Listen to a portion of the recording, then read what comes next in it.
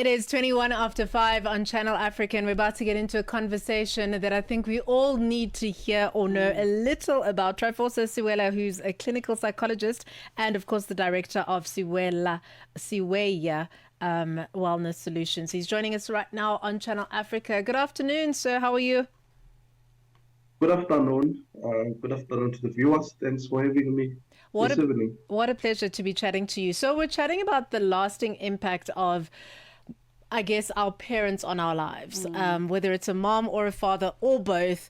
We all, to some extent, have mommy or daddy issues. Can you break down what they actually are and what it means when someone says you have mommy or daddy issues?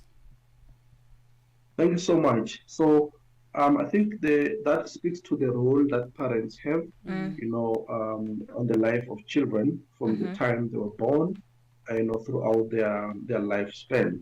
Particularly when children are still young, we can look at the role of parents as being the mirrors, through which children understand themselves, understand others, and their world at large. So when people often speak of, having daddy issues or, parental issues, it's mainly I would say the impact, the lasting impact that how each of the parents or both of them, even the parental environment, such as, the home that the child grew up, how that has almost like left a lasting impact on how the child is. I think we speak about mommy and daddy issues from a very bird's eye view point of view. What I think a lot of us want to know is kind of the role of the mother and the role of a father in each one's life, right? What gaps or what portfolios, I guess, are they supposed to be filling, which will ultimately create the issues? So the specific roles would differ, from culture to culture, from tradition to tradition.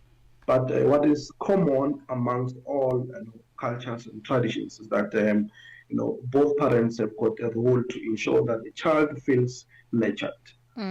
A child feels accepted, feels safe, right? And a child feels an element of confidence that helps them to want to learn, to want to try, and then to believe that the world, it's a safe environment. Like I said, children use what in psychology we call observational learning to say what they see, in the environment tends to, to be what they would most likely act or avoid when they grow up. So if a child then, grows up in an environment where, there is warmth, there is, love, and there's support, they tend to believe that as they grow up, they tend to model those values. And when it comes to relationships, children tend to want to expect, from the world or from even their partners, good traits that they have seen in their parents. So to make it more practical, if a child is a boy, right, and then they are raised by both a mother and a father, they would want to model the positive traits of their father as a man when they grow up. Whereas when it comes to them, exploring relationships, they also want to look at someone who has got positive traits of their mother. And they use those kind of values that they've seen at home as what they expect or what they want to avoid, or red flags. As they view life or relationships. So, Tryphosa, if you're growing up in a single parent household, is it possible that you don't have mommy or daddy issues? Is it possible that you grew up with so much love and nurture that even not having one of your parents doesn't affect you in the traditional way that it would?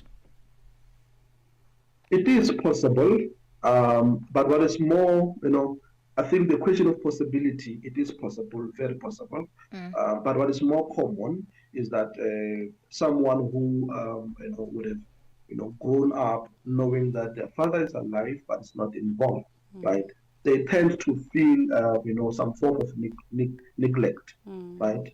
And they tend to grow up with an expectation that somehow maybe the father who is alive, would then come and play the role that they should be playing. But in a case where someone does not have any knowledge of the father and they're not expecting any involvement from the father. And the mother is there, and the mother does not always say, because your father is not here, and because I'm suffering alone, the child then tends to normalize the idea of, the mother being what they need. Because the mother does not almost like create that mentality in the child that things would have been better if someone was there. Or even the environment itself, at school or wherever, does not encourage the voidness, or the child being aware of the voidness or the absence of the other parent. So the issue of having father or mother issues, as you call it, emanates from the expectations and unmet expectations, right? The awareness of that voidness. I feel like in relationships, particularly romantic relationships, it comes quite, I don't want to say easily, but more obvious, right? Because, intimacy now gets involved, we're romantic, and I feel like a lot of feelings are involved. I want us to kind of take a little bit of a detour and look at the impact of the mommy and daddy issues in our platonic relationships. So this is our work relationships, the type of leadership that we have, our friendships as well. When someone, it's almost like, how do you tell when someone has mommy or daddy issues when they're in the workplace? And how do we express empathy, or how do we navigate it? I think for oneself, it's to, be aware of themselves, right? And understand that, if, for example, you may be a victim of, an absent father or an absent mother, and you are aware that somehow that makes you have a particular attitude towards men or towards women. It's important for you then to seek some form of professional help, so that does not crawl into space such as the workplace, which is a professional environment, right? Wherein people then must not act on the basis of unresolved childhood issues. It does happen, that there are people who are not aware or are not emotionally intelligent, right? To a point where they're in touch of their emotions and what could have, be impacting them, or their perceptions about how they believe in relationships between a man and a woman. Sometimes even authority, right? Depending on who is the authority figure. If it's a manager who's male, and how they are, then for you, resembles how your father was, you are most likely going to react to them according to the anger that you have towards, your father, which you never had an opportunity to stand up for yourself when you were young, and you tend to see a man, or every man in authority as being someone who is abusive. So it's very important for oneself to be, if they are aware of having any form of such unresolved trauma, to seek professional help. But for yourselves as colleagues, right, it also depends on how close you are to this person. How comfortable are you to have a non-judgmental conversation with them, right? In an approach that is respectful, in an approach that is not diagnosing. What sometimes becomes difficult is that we are quick to judge, and when we say someone has got daddy issues, we're using it in a condescending way, right? And which then makes it difficult for people to be receptive of critical feedback, which could help them to seek help. Tryphosa, we're going to continue the conversation right here on the upside. We just need to check in with sport and econ news. We'll be back with Tryphosa, our clinical psychologist, chatting to us about mommy and daddy issues. A final wrap of your sports now, courtesy of Zycon. It is 5:30. 17 minutes to 6 o'clock. We're back with our clinical psychologist this afternoon on Channel Africa, Tryphosa Siwela, who is a clinical psychologist and the director of Siweya Wellness Solutions. Welcome back, sir. Thanks, and welcome back to our viewers. Thank you for hanging on for dear life. Some of us are hanging on for dear life. Maybe chat to us about, I guess,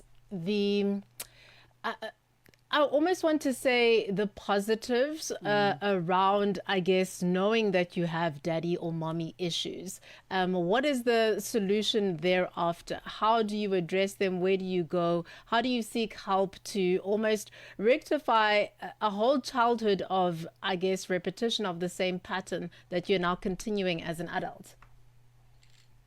Yes, thank you. I think the positives can be best understood as, being self-aware, right? And every person who wishes to be better, it's important for them to be self-aware, which would include both their weaknesses and their strength, right? Because then that helps you to not be reactive in life and not to be, a victim of factors in you which are outside your control. So when we talk about these, daily issues and all, we are talking about, these unresolved, you know, uh, problems that are there in what we may call your subconscious, right? Which affect, how you view certain things in your life, whether your view of relationships, your view of many other factors about your life. So the positives can be understood in that context of the need for every person to be aware of themselves. Um, and these are not, uh, natural weaknesses. It's not a character, that someone acquires as they grow up. It's things that you were socialized into, and before you know it, you are this person, who has got a particular attitude towards people of a particular gender, for whatever reasons, right? So as soon as someone becomes aware, they need to take it from that perspective that this is them becoming better. They're not trying to change themselves so that they are liked by other people, but they're trying to be better people, so that they see things for what they are, and with a more an objective, lens towards life. But how realistic is self-awareness? I feel like it is something we desire and aspire to have, but to be honest, it requires a certain level of accountability for yourself, right? Which I don't think people necessarily create spaces for. The likes of criticism, receiving it, giving it. Do we think that that is something realistic? Because I think more than anything is how do we navigate the unaware people as opposed to kind of pushing the self-awareness? Because even though there are certain things that, for example, that would be seen as red flags, but I don't particularly want to change them. So there are a lot of people with that same mindset. How do you now, as someone who's aware of themselves, kind of interact with people who aren't so aware of themselves? Yes. Thanks so much. Remember, uh, some of these negative things that we call them negative, traits about a human being. Um, they do sometimes serve a particular purpose, and I'll give an example, right? If we talk about a defense mechanism that says, you know what, I know that I've got anger issues. I know that this is who I am, right? Um, this is part of awareness. I am aware of this trait, right? But in me being aware, I'm defensive about it, right? And this helps me because I don't have to feel the responsibility to want to change it, And I can come and say to you, but that's who I am. That's how I am, right? So I think for me, it's not awareness does not only mean knowing, right? Awareness means your attitude and your willingness to want to change, and the reason why you want to change that as a human being, right? And I mean, there are a lot of factors. There are people who feel it's too late to change, or who are just scared because change is not easy, right? Um, Even if you want to change, let's say, from being someone who says yes all the time, and you want to try to say not now, it's not easy because people are so used to you saying yes, right? So, of course, I agree with you that we speak of self-awareness as it's like it's a choice, but it's not necessarily a choice, right? It's a process, and the process starts with being realistic with yourself and paying attention to yourself. For example, if people complain and you are someone who believes in having harmonious relationships, but people always talk about how you are harsh in terms of your choice of words, right? Then you can say, you know what, but that's who I am. Or you can say, you know what can I do about this? And in that regard, then you would want to explore a more safer ways of trying to understand yourself, which is, of course, the work that we do, right? That's what we do to help people be in touch with themselves in a manner that is comfortable, in a manner that does not make them feel ashamed. Because anywhere else in life, whenever these things are brought to you, they're brought to you in a manner that makes you feel that you are wrong, you know. But remember, some of these people, they don't know even how they end up there. Even if they know, they did not really have control over it. Tryphosa, where can we find more details on you? If we want to consult, if we want to chat to you, how do we get a hold of you? You can search Dignified Psychological Services, as well as Siweya Wellness Solutions. These are offices in Midrand as well as in Secunda. And there you then be able to find our email addresses as well as our phone numbers. Thank you so much for joining us on The Upside, our clinical psychologist this afternoon, Tryphosa Siwela.